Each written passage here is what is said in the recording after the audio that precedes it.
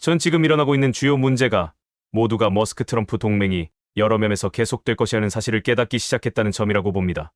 뉴섬 주지사도 끼어들려고 애쓰고 있지만 저는 이 싸움에서 그가 패배할 가능성이 크다 생각합니다.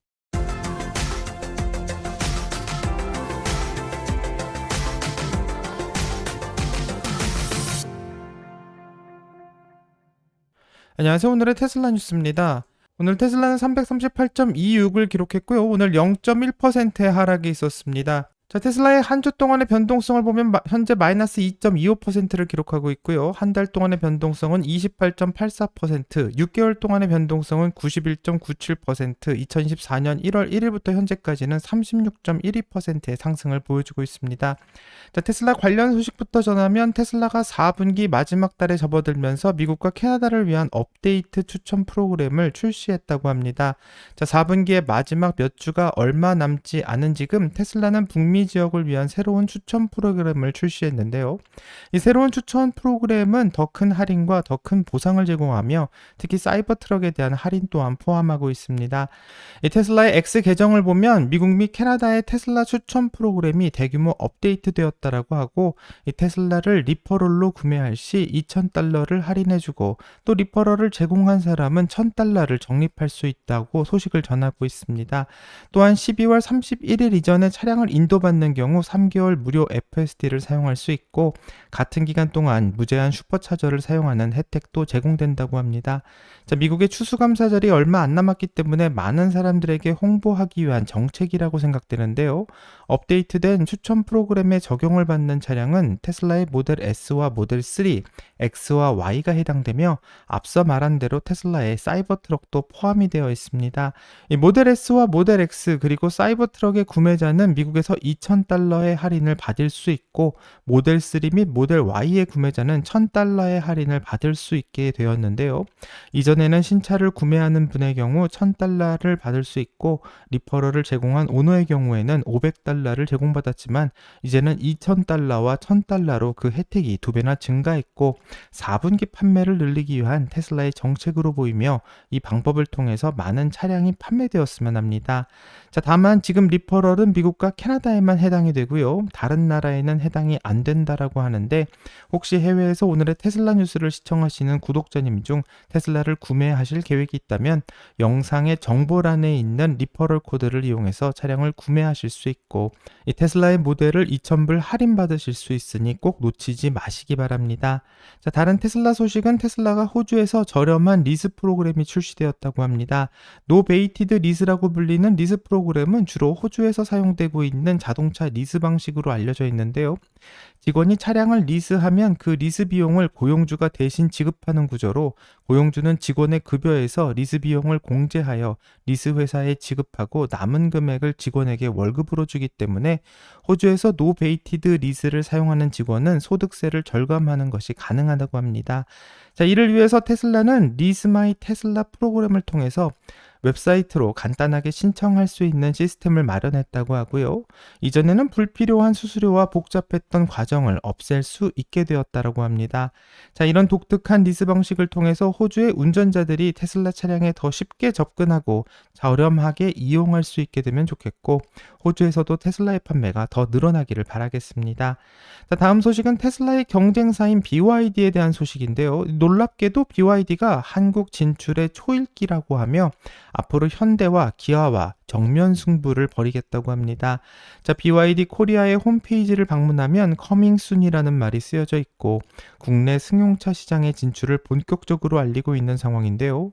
이 BYD는 내년 초 국내에 전기차를 출시할 예정이라고 하며 1월에 전기 승용차를 출시해 이 현대 기아차와 시장에서 싸울 예정인데 과연 국내에서 중국 전기차의 반응이 어떨지가 궁금해집니다. 자, 국내에서 전기차에 대한 인식이 별로 안 좋은 관계로 심지어 90% 넘게 충전한 전기차는 서울 아파트 지하주차장에 출입을 제한하는 규칙까지 정하고 있기에 전기차의 설 자리를 없게 만들고 있는데요. 그 빈틈을 중국의 전기차 회사인 BYD가 파고들어왔고 과연 테슬라처럼 언론의 집중 포화를 맞으며 뜨거운 눈물을 흘리게 될지 앞으로 지켜보도록 하겠습니다. 자, 다른 테슬라의 경쟁자인 리비안의 소식을 확인하면 리비안이 확장하고 있는 조지아 공장에 $66억 대출을 획득했다라는 소식입니다. 현재 리비아는 곧 출시될 R2 SUV와 R3를 생산하기 위한 공장의 자금을 지원받으려고 하는 상황인데, 이를 위해서 지난 6월 리비아는 폭스바겐과 파트너십을 맺으며 최대 50억 달러의 투자를 할 계획을 발표했고, 이 자금은 리비안이 닥친 문제를 어느 정도 해결할 것으로 예상되었습니다. 하지만 놀랍게도 이번에 미국의 에너지부인 DOE가 첨단 기술 차량 제조 프로그램의 일환으로 리비안의 조지아 공장에 들어가는 자금의 대출을 승인하는 결정이 내려진 것으로 보이고요.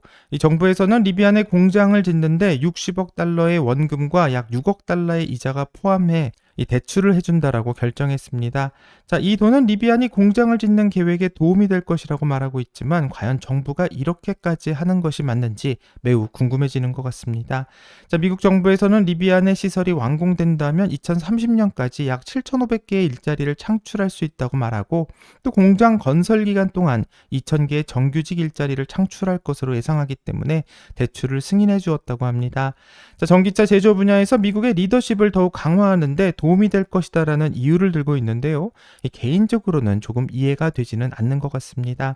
왜냐하면 리비아는 지난 분기에 판매한 차량 한 대당 39,000달러의 손실을 봤다는 것을 발표했는데, 이 말은 차를 팔면 팔수록 손해인 회사가 더 저렴한 차를 만들겠다고 공장을 짓고 있는 것이고, 만약 이 차가 출시되게 된다면 그 손해는 더 커질 것을 예상하기 때문입니다.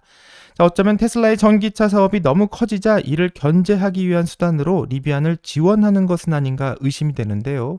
점점 더 정치적인 일들이 많이 일어나고 있는 것만 같습니다. 자, 최근 캘리포니아에서는 전기차 인센티브 제한에서 테슬라를 제외하는 것을 발표했는데, 이에 대해서도 계속 논란이 이어지고 있습니다. 자, 테슬라가 캘리포니아에서 차량을 생산하는 유일한 자동차 제조업체이긴 하지만 보조금을 제외하겠다라는 주지사의 발표로 인해서 주가가 하락하는 일이 벌어졌는데요. 이 민주당의 로 칸나 하원 의원은 X에 글을 올리면서 머스크의 의견에 동조하는 발언을 해 화제가 되었고, 어떤 이야기인지 같이 확인해 보겠습니다. 자, 우선 X에 올린 글을 보게 된다면 민주당의 로 칸나 의원은 테슬라가 자신의 지역구인 프리몬트에서 55만 대 이상의 차량을 생산하고 2만 명 이상의 직원을 고용하고 있다는 사실을 확인하며, 이런 테슬라를 배제하는 것은 매우 어리석은 일이라고 캘리포니아 주지사를 비난하면서 이전에 테슬라를 배제한 후 일어난 일에 대해서 아무것도 배운 게 없냐고 질문하고 있습니다. 자, 현 대통령인 바이든은 EV 서밋 회의에서 노조가 없다는 이유로 테슬라를 제외한 적이 있는데요.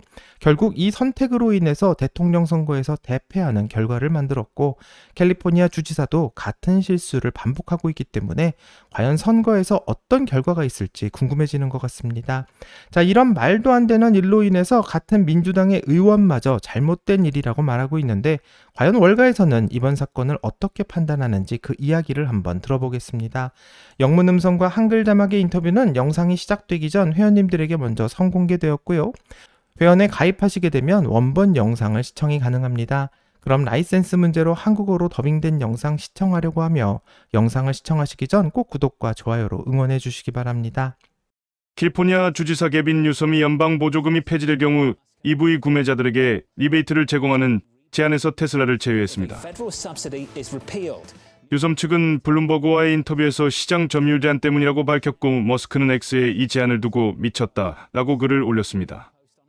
웨드부시에 댄 아이브스는 캘리포니아에서 판매되는 EV의 대다수가 테슬라임을 감안할 때 이는 위험한 정치적 움직임이라고 평가했습니다. 정말 미친 짓이라고 생각하시나요? 제이크 폴과 타이슨이 권투를 했다면 이젠 뉴섬과 머스크입니다. 결국 정치적 대립이 될 것입니다. 그런데 캘리포니아에서 생산되는 유일한 EV는 테슬라입니다. 따라서 이 길을 계속한다면 프리몬트 공장에서 오스틴으로 더 많은 일자리가 옮겨갈 가능성이 있다고 봅니다.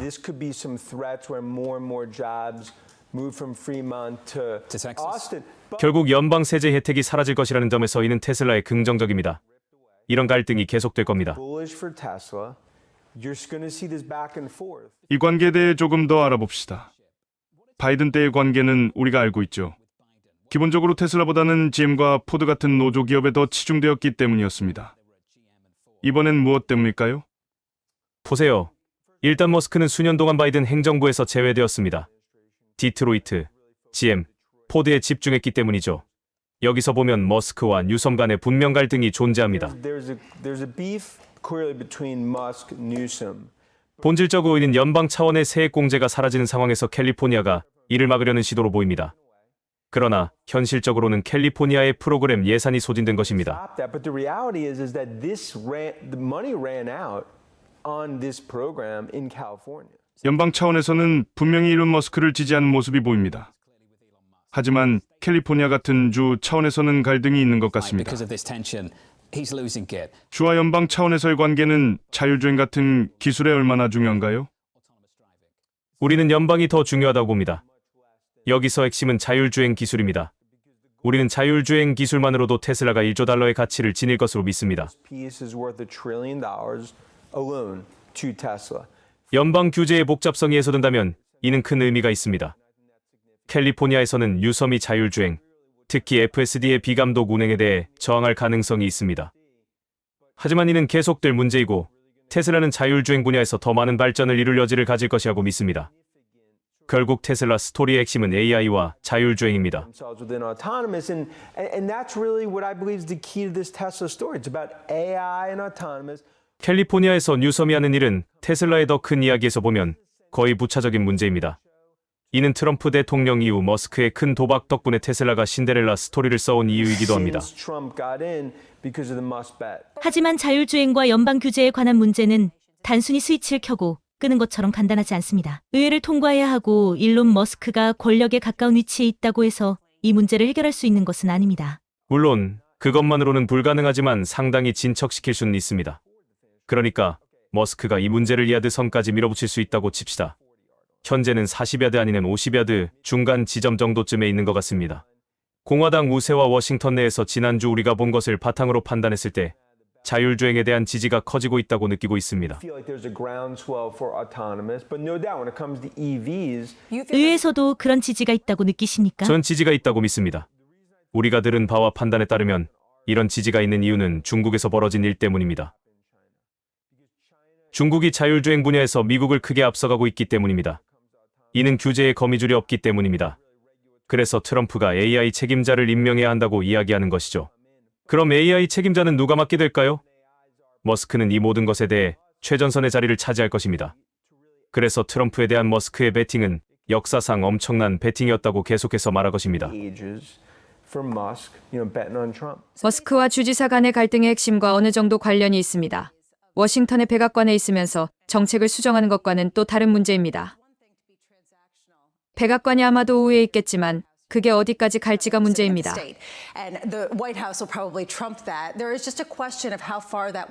머스크가 백악관과 가깝기 때문에 테슬라를 경쟁사들보다 유리하게 만들기 위해 특정한 정책이 실제로 만들어질 거라고 믿습니까? 제 생각에는 테슬라는 자율주행 분야에서 완전히 다른 위치에 있습니다. 우선 전기차 부문에서 규모와 범위를 가지고 있습니다. 그래서 세액 공제를 철회한다고 해도 연방 보조금 면에서 엄청난 이점을 얻게 됩니다. 하지만 자율주행은 테슬라의 세상이고 나머지 모두는 그곳에 월세를 내고 있습니다. 그러니 다른 자동차 제조사들과 비교해 볼 때 이들은 본질적으로 테슬라로부터 라이선스를 거의 받아야 할 상황이 될 것입니다. 주 수준에서 보면 주지사가 있는 상황에서 이것이 UFC 싸움으로 끝날까요? 모르겠습니다. 하지만 이 갈등은 머스크와 뉴섬 사이에서 계속 전개될 것입니다. 이것은 테슬라를 넘어선 문제입니다. 최근 정보지에 나온 보고서에 따르면 구글 CEO가 도널드 트럼프에게 전화를 걸었고 일론 머스크가 전화통화에 참여한 것을 보고 놀랐다고 합니다. 우주에 관해 이야기해보죠. 우주 탐사와 NASA의 예산에 대해 앞으로 어떤 일이 벌어질지에 대해 말입니다.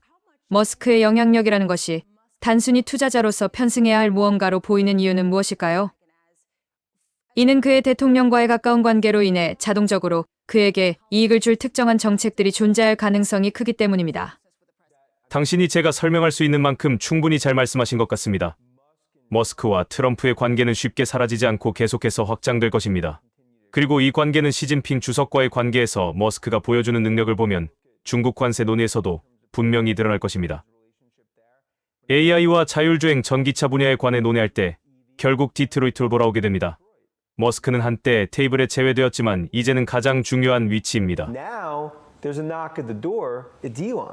전 지금 일어나고 있는 주요 문제가 모두가 머스크 트럼프 동맹이 여러 면에서 계속될 것이라는 사실을 깨닫기 시작했다는 점이라고 봅니다. Alliance is going to continue in a lot of ways. 뉴섬 주지사도 끼어들려고 애쓰고 있지만 저는 이 싸움에서 그가 패배할 가능성이 크다 생각합니다.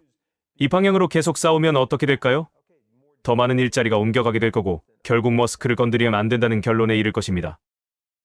자, 영상을 다 봤는데 댄 아이브스는 제이크 폴과 타이슨의 권투 경기 이후 이젠 뉴섬과 머스크의 싸움이 시작되었다고 하며 결국 정치적 대립이 될 수밖에 없다고 말하고 있습니다.